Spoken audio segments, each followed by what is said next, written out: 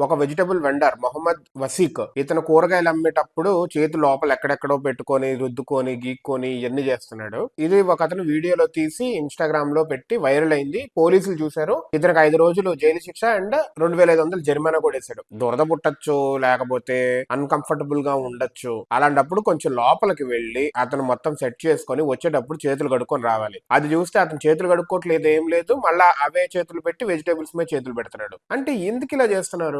Recent గా చూస్తే ఫలూదాకి north ఇండియాలోనే ఎవరో మొత్తానికి అతను ఏం చేస్తున్నాడు, మాస్టర్ బెడ్ చేసి అది గ్లాస్ లో వేసి ఫలూదాలో కల్పిస్తున్నాడు. ఊహించుకుంటేనే ఘోరంగా ఉంది. అసలు అప్పటి నుంచి ఆటోలో ఉండే ఫలూదాలు తాగడం మానేసాం. అండ్ ఇలా మెజారిటీగా చేసేది అందరూ ముస్లింసే ఉంటున్నారు. వాళ్ళకి ఏం వస్తుంది దీంట్లో?